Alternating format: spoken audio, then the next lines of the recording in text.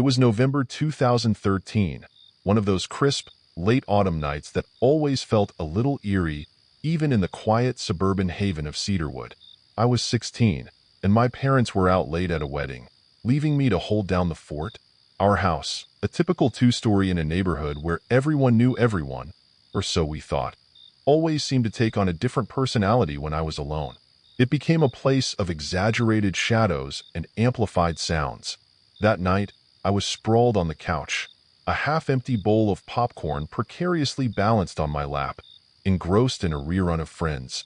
The laugh track felt oddly distant, almost mocking, as the clock ticked past 10 p.m. Then, it happened. A faint creak drifted down from the second floor.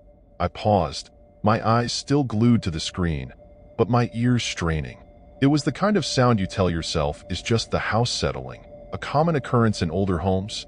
"Stop spooking yourself, Mia," I muttered, forcing a chuckle and turning my attention back to the comedic antics on the screen. But my attempt at nonchalance was short-lived. 5 minutes later, a much more distinct thud resonated from my parents' bedroom. It wasn't violent, but it was definitely there, heavy and purposeful. I muted the TV, the sudden silence feeling thick and oppressive. My initial dismissal transformed into a gnawing unease. The weather was calm tonight. I distinctly remember checking it earlier. No wind, no rain, nothing that could explain a sudden noise like that. My phone felt heavy in my hand as I slowly rose from the couch, the soft carpet muffling my steps as I crept towards the stairs. Each creak of the wooden steps seemed to echo through the house, a stark contrast to the usual background noise of daily life. My heart, which had been beating at a normal rhythm, began to pick up its pace, each thump a dull ache in my chest. I paused at the landing, listening intently. Silence. With a deep breath, I pushed open the door to my parents' room, half expecting to see something out of place. But it was just as they had left it, a comfortable mess of clothes, books, and the faint scent of my mom's perfume. Relief washed over me, a fleeting respite from the growing tension. Maybe I was just being paranoid. It had been a long week, and late nights always made me more imaginative. Just as I was about to turn and leave, a glint of something caught my eye. The closet door. It was ajar, just an inch, but it was enough to send a fresh wave of apprehension through me. I distinctly remembered it being closed earlier, latched shut as always. Had I imagined it? No, I was sure. Hello? My voice was barely a whisper, a shaky tremor in the stillness. The word hung in the air, unanswered, swallowed by the silence of the house. Part of me wanted to call my dad, to hear his reassuring voice, but another part resisted. What if I was overreacting? I didn't want to be the girl who cried wolf, the one who panicked over every little noise. Steeling myself, I reached out and yanked the closet door open. Empty. Just rows of neatly hung clothes, the mundane sight almost comical in the context of my growing fear. A wave of relief, mixed with a lingering sense of unease, washed over me. I was being ridiculous. It was just the house, just my imagination running wild. But as I made my way back downstairs, a new sound pierced the silence, shattering my fragile composure. Footsteps. Slow, deliberate, heavy footsteps coming from the second floor. They weren't the creaks of an old house settling. They were the unmistakable sound of someone walking, someone who shouldn't be there. My breath hitched in my throat.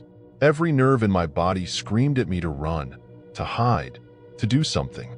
Panic, raw and primal, clawed its way up from the pit of my stomach.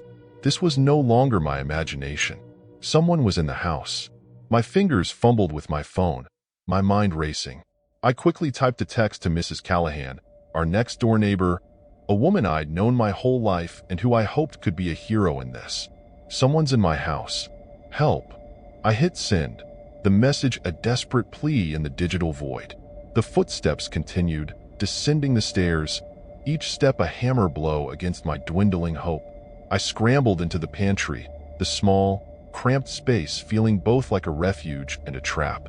My hand closed around the handle of a kitchen knife, the cold steel a meager comfort against the terror that was rapidly consuming me. The doorknob to the pantry rattled, the sound sharp and metallic in the confined space. I pressed myself against the back wall, my breath held tight in my chest, the knife clutched in a white-knuckled grip. The world outside the thin wooden door seemed to shrink, reduced to the sound of my own frantic heartbeat and the terrifying reality that someone was trying to get in. Time stretched, each second an eternity. The rattling stopped. Then, silence. A silence so profound, so absolute, that it was more terrifying than the noise. Had they gone? Or were they just waiting, listening, savoring my fear? Then I heard it, a soft scraping sound, coming from the living room. It was the sound of the back door, the one that led to the patio, being unlocked and slowly opened. Relief, swift and unexpected, flooded through me. They were leaving. It was over. But as I crept out of the pantry, knife still in hand, a new horror dawned on me. The back door was wide open, the chilly November air rushing in, but there was no one there. No figure disappearing into the night, no sound of retreating footsteps, just the empty patio, bathed in the pale glow of the moon, and the chilling realization that whoever had been in my house might not have left at all. They could still be inside, hidden in the shadows, watching, waiting, and I was completely alone. The sound of the TV suddenly came on downstairs. I couldn't hold the knife anymore, and it fell to the ground with a loud noise that echoed throughout the empty house. I slowly backed away, never daring to look away from the direction of the noise. I quickly ran upstairs and locked the door. That night felt like an eternity. Every creak of the house, every rustle of leaves outside, sent shivers down my spine. I huddled under my covers, phone clutched in my hand, jumping at every shadow, until the first rays of dawn finally crept through the blinds. My parents came home to find me pale and shaken, a story of a terrifying night tumbling from my lips. They searched the house, of course, finding nothing. The police came, did their rounds, and left with a shrug, muttering about overactive imaginations and teenage anxieties.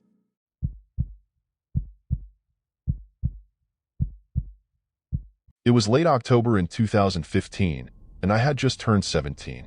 My parents had left that evening for my grandfather's house 2 towns over.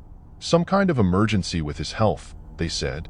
I offered to go with them, but they insisted I stay, saying they'd be back by morning. So, I spent the night alone in our small, 2-story home, tucked into the quiet suburbs of Maplewood. By midnight, I had locked every door, turned off all the lights, and settled into bed. The house was silent except for the hum of the refrigerator downstairs and the occasional creak of old floorboards, a sound I was so used to, I barely noticed anymore. I was drifting between wakefulness and sleep when I heard it, a faint noise. At first, I thought it might be the wind brushing against the shutters or a branch scratching the siding. But then it came again, a soft, deliberate creak, like someone shifting their weight on the hardwood floor. I sat up in bed, straining to listen. My pulse quickened as the sound repeated. This time, it was unmistakable. Footsteps. Slow, measured, and far too deliberate to be the house settling. At first, I tried to rationalize it. Maybe my parents had come home early and didn't want to wake me. But why hadn't they called to let me know? And why was it so quiet? No car pulling into the driveway. No door opening. The footsteps moved closer. Whoever it was, they seemed to know the house. They navigated the hallways without hesitation, as if they'd been here before. I froze, my breath shallow, as the sound began ascending the stairs. Soft thuds, one after another, each one bringing them closer to my room. A part of me wanted to get up and lock the door, but my body wouldn't move. My legs felt like lead, and all I could do was pull the blanket over my head, as if that thin layer of fabric could somehow shield me from whatever was outside. The footsteps stopped right outside my door. My heart was pounding so loudly I thought whoever was out there could hear it. The doorknob rattled softly, then turned. The door creaked open. I squeezed my eyes shut, trying to steady my breathing. I could hear 2 distinct voices, low, whispering. "It seems like they're asleep," one of them said. The voice was familiar, but something about its tone made my stomach twist. "Why are they breathing so heavily?" the other voice asked, quieter, almost curious. My mind was racing. It sounded like my parents, but why would they act like this? Why wouldn't they just knock on the door or call my name? I felt the blanket shift slightly as the air in the room grew colder. I tried to stay completely still, hoping they'd leave, but my breathing betrayed me. The blanket fluttered faintly with each panicked breath. "Are you awake?" My mother's voice came, soft and almost playful. "If you're awake, say something." I couldn't. I couldn't bring myself to speak. Something about her tone was wrong. Too light, too casual, like she was testing me. She repeated the question, this time with an edge of impatience. "Why are you hiding? Are you not asleep yet?" I lay motionless, praying she'd give up and leave. After a few agonizing moments, I heard her sigh. "Let's go," she said to whoever was with her. The footsteps retreated down the stairs, and the house fell silent again. I didn't move until the first rays of sunlight streamed through my window. Even then, I only peeked out from under the blanket to make sure the room was empty. The next morning, my parents returned, cheerful as ever, acting like nothing had happened. They asked how I'd slept, and I gave them a vague answer, too afraid to bring up the night before.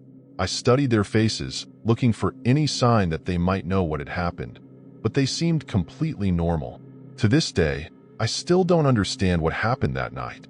I've replayed it in my head 1,000 times, trying to find some logical explanation. Was it just my imagination? A dream? But I know what I heard. I know what I felt. Even now, years later, I can't look at my parents the same way. Every time they smile at me, I wonder if they remember that night, if they're hiding something.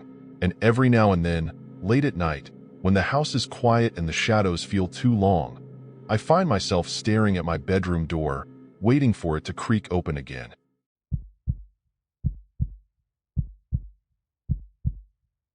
It was August 2015, the kind of sticky, humid Midwestern summer night that makes your clothes cling to your skin and the air feel thick enough to swim in. I was 18, freshly graduated from high school and savoring the last few weeks of freedom before college. My parents were off at the Monroe County Fair, indulging in fried food and the dubious joys of the demolition derby, leaving me and my 15-year-old brother, Caleb, alone at our farmhouse just outside Bloomington, Indiana. Our house was the quintessential rural farmstead, a 2-story white clapboard structure surrounded by fields of swaying corn that stretched as far as the eye could see. It was the kind of place where the silence was broken only by the chirping of crickets and the distant hum of a tractor, where the stars blazed with an intensity you never saw in town. It was idyllic, peaceful, and on that particular night, utterly isolated. It was around 9 p.m. when the doorbell rang, its cheerful chime jarringly out of place in the quiet of the evening. Caleb, engrossed in some video game, his face illuminated by the flickering light of the TV screen, yelled out, "Hey, Sarah, can you get that?" I wasn't expecting anyone. Our closest neighbors were a mile down the road, and deliveries were rare out here, especially at this hour. A sense of unease, subtle but persistent, began to prickle at the edges of my awareness. Still, I figured it was probably just a late Amazon package, or maybe a neighbor with a misplaced delivery. I walked to the door, my bare feet padding softly on the worn wooden floor, and pulled it open. There was no package on the porch, no smiling delivery driver. Instead, my gaze was drawn to the end of our long, gravel driveway, where an old, rusted pickup truck sat idling, its headlights casting twin beams of light into the darkness. The driver, a shadowy figure in a baseball cap, was silhouetted against the truck's interior light, seemingly watching the house. My skin prickled, the hairs on the back of my neck standing up. This wasn't right. We weren't expecting anyone, and no one ever just showed up at our place unannounced, especially not at this hour. Wrong address, maybe? I muttered to myself, more out of a need to break the silence than any real conviction. I shut the door, my hand lingering on the doorknob a moment longer than necessary, and engaged the lock, the metallic click loud in the stillness of the house. Minutes later, the doorbell rang again, its cheerful chime now sounding mocking, ominous. Before I could react, before I could even process what was happening, Caleb, ever helpful, had already reached the door and pulled it open. A different man stood there this time, older, with a weathered face and eyes that seemed to absorb more light than they reflected. He was holding a clipboard, and he wore a forced, almost unsettling smile. "Evening," he said, his voice a low drawl. "Your folks home?" Caleb, ever trusting, started to say, "No, they're at the—" But I quickly moved in front of him, cutting him off, my heart pounding a frantic rhythm against my ribs. I pulled him back, shielding him with my body, and slammed the door shut, my voice sharp and urgent as I yelled through the closed door, "They'll be back any minute." I could hear the man on the other side chuckle, a dry, humorless sound that sent a fresh wave of fear through me. I quickly locked the door, my hands trembling. Through the living room window, I saw that the pickup truck was still there, its engine rumbling softly, a low, predatory growl in the stillness of the night. And the driver was now out of the truck, pacing back and forth beside it, his movements agitated, impatient. Panic, cold and clammy, began to grip me. This was no ordinary wrong address. This was something else, something far more menacing. "We need to call 911, I said, my voice barely above a whisper, trying to keep the fear out of my voice for Caleb's sake. I dialed, my hands shaking so badly I could barely press the numbers. The dispatcher's voice, calm and professional, was a lifeline in the rising tide of my terror. I explained the situation, my voice trembling as I described the men, the truck, the unsettling feeling that we were being watched, targeted. But the dispatcher's response was far from reassuring. "Ma'am, the nearest officer is at least 20 minutes out. Can you describe the men again?" 20 minutes. In the isolated silence of our farmhouse, 20 minutes felt like an eternity. As I relayed the descriptions to the dispatcher, I saw the two men conferring by the truck, their heads close together, their movements furtive. Then, they started walking towards the house, their steps slow and deliberate, their intentions chillingly clear. They began circling the house, their shadows stretching long and distorted in the faint glow of the porch light, testing the windows, their hands cupping their eyes as they peered inside. Caleb started to cry, his small body trembling with fear. I pulled him close, hugging him tightly, my own fear momentarily eclipsed by the need to comfort him. "It's okay," I whispered, my voice thick with unshed tears. "We'll be okay. I won't let anything happen to you." But even as I said the words, I knew they were a lie, a desperate attempt to reassure both of us in the face of a terrifying unknown. My mind raced, searching for a solution, a way out. My gaze fell on the old gun cabinet in the corner of the living room, a relic from my grandfather's hunting days. Inside, I knew, was Dad's old hunting rifle, a Winchester .30-30, a weapon I'd only ever seen from a distance, never touched. "Stay here," I told Caleb, my voice firmer now, fueled by a surge of adrenaline. "Don't make a sound." I grabbed the rifle from the cabinet, my hands unfamiliar with its weight, its cold, metallic surface. I fumbled with the bolt, trying to remember the few times Dad had shown me how to load it, my mind a chaotic jumble of fear and fragmented memories. I turned off all the lights in the house, plunging us into darkness, hoping to make it harder for them to see inside. I pulled Caleb into the pantry, a small, cramped space off the kitchen, its shelves lined with canned goods and jars of preserves. It was the most defensible position I could think of, a place where we could hide, a place where we could make our last stand. Then, we heard it, the sound of the front door rattling, followed by a sharp crack as the lock gave way. Footsteps echoed in the living room, heavy and deliberate, the sound of our sanctuary being violated. "Call 911 again," I whispered to Caleb, handing him my phone, my voice trembling despite my efforts to keep it steady. "Tell them they're in the house." Caleb nodded, his eyes wide with terror, his small hands clutching the phone like a lifeline. I positioned myself in front of the pantry door, the rifle heavy in my hands, my finger hovering over the trigger. I didn't know if I could actually shoot someone, but I knew I would do whatever it took to protect my brother. We waited in the darkness, the silence punctuated only by the sound of our own ragged breathing and the increasingly louder footsteps moving through the house. The minutes stretched into an eternity, each second an agonizing wait for the inevitable confrontation.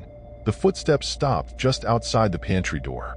I could hear them breathing, could almost feel their presence on the other side of the thin wooden panel. My heart hammered against my ribs, a frantic drumbeat in the suffocating silence. My finger tightened on the trigger. Then, just as suddenly as it began, it was over. We heard the sound of a car engine starting, the crunch of tires on gravel, and then silence. We stayed in the pantry for what felt like hours, too terrified to move, too afraid to believe that they were really gone. Finally, after what seemed like an eternity, we heard the sound of sirens in the distance, growing closer, a beacon of hope in the darkness. The police arrived, their flashing lights illuminating the house, chasing away the shadows that had gathered within. They searched the house, found the broken door, the signs of forced entry, but the men were gone, vanished without a trace. The officers told us we were lucky. They said these kinds of home invasions were becoming more common in rural areas, that the perpetrators often targeted isolated farmhouses, knowing that help was far away. We spent the rest of the night at a neighbor's house, too shaken to stay in our own. The next day, my parents came home, their faces etched with worry and relief. The incident became a story we told, a chilling anecdote about the night we were almost victims of a violent crime. But for me, it was more than just a story. It was a defining moment, a loss of innocence, a harsh awakening to the reality that the world was not always a safe place, that evil could lurk in the most unexpected corners, even in the heart of a peaceful, rural landscape.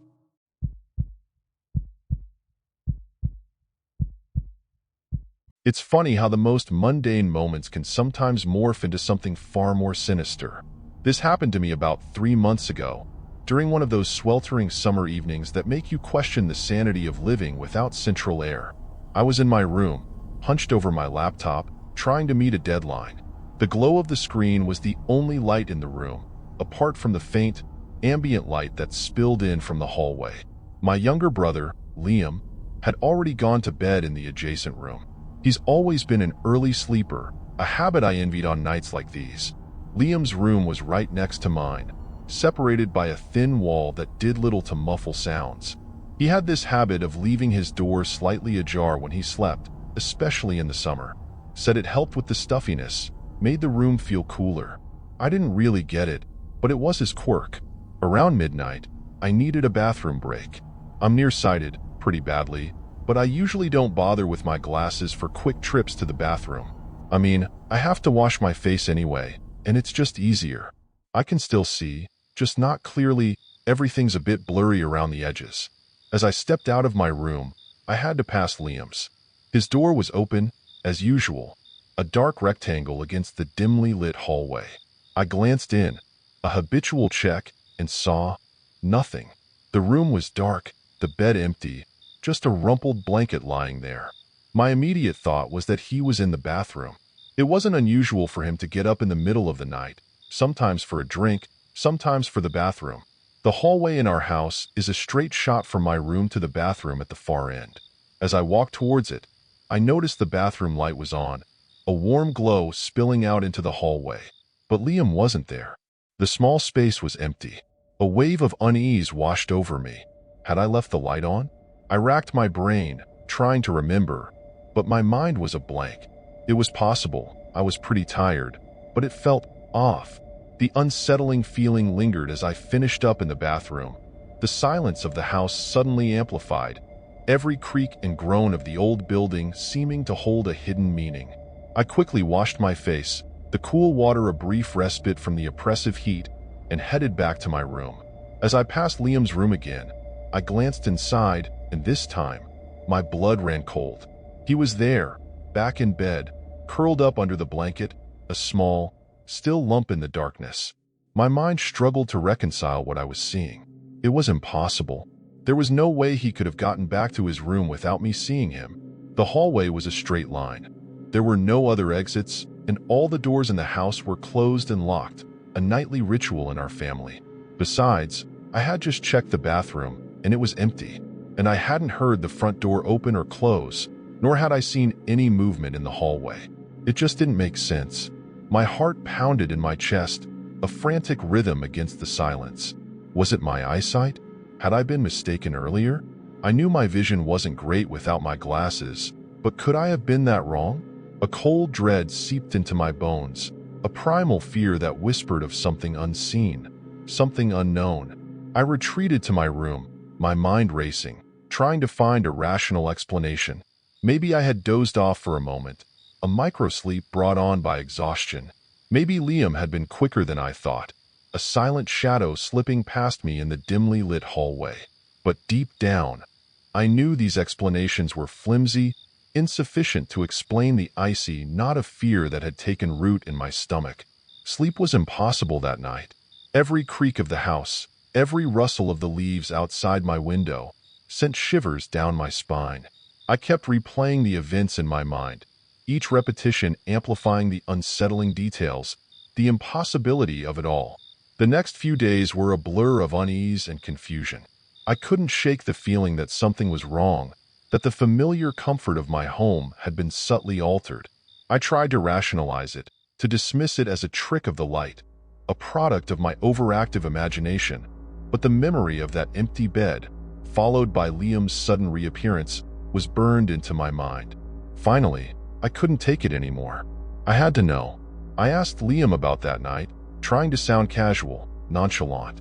"Hey, did you, get up to go to the bathroom the other night?" He looked at me, a confused expression on his face. "No," he said, shaking his head. "I slept through the whole night, under my blanket, like always." His answer sent a fresh wave of chills down my spine. He was so certain, so matter-of-fact. It was as if I was describing a scene from a movie he hadn't seen.